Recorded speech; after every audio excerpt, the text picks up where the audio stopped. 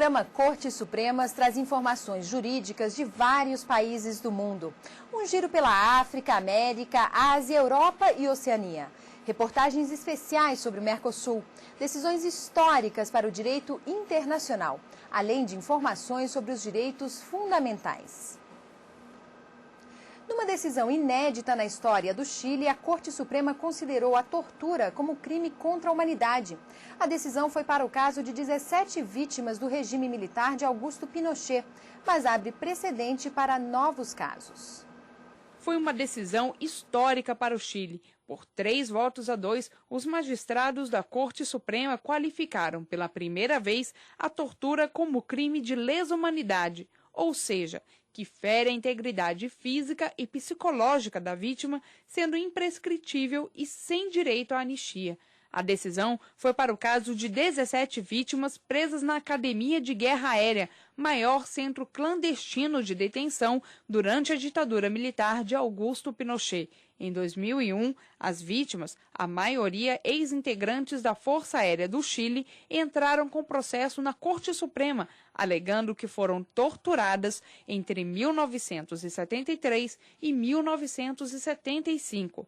Entre as vítimas estava o general Alberto Bachelet, pai da presidente do Chile, Michelle Bachelet, julgado por traição e morto na prisão.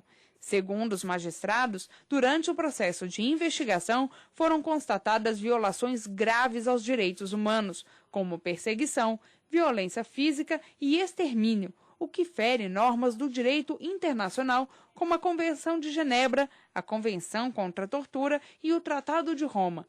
Pelos crimes, a Corte condenou o então comandante da Academia de Guerra Aérea do Chile, o ex-coronel Edgar Ceballos, e um ex-oficial a 3 anos e 1 dia de liberdade vigiada. Ceballos também terá que pagar indenização de pouco mais de 10 milhões de pesos chilenos, cerca de 31 mil reais, às vítimas das torturas. A decisão dos magistrados abre precedente para outros processos.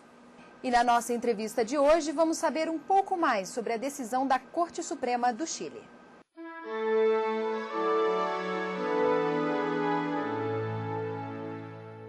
O julgamento.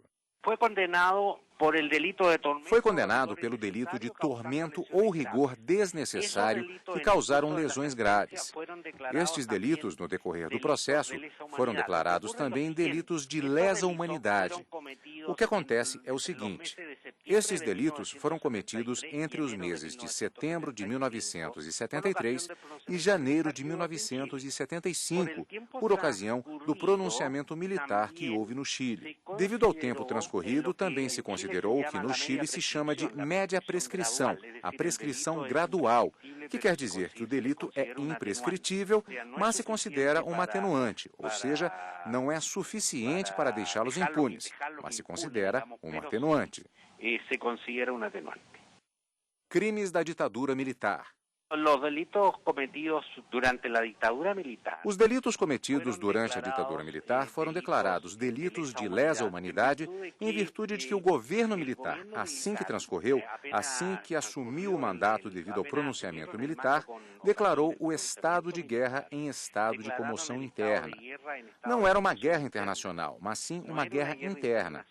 Isto também está contemplado nas convenções de Genebra, que o Chile havia assinado e ratificado em 1951. E em virtude dessas convenções, declarou-se que era um estado de guerra e, portanto, o estado de guerra permitia aplicar as convenções de Genebra, à luz das quais foi declarado que eram delitos de lesa humanidade e, portanto, eram delitos imprescritíveis e sem possibilidade de anistia. Tratados internacionais.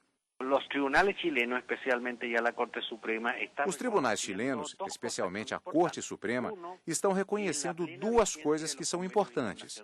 Uma é a plena vigência das convenções internacionais no nosso país. Naturalmente, as convenções subscritas e ratificadas pelo Chile.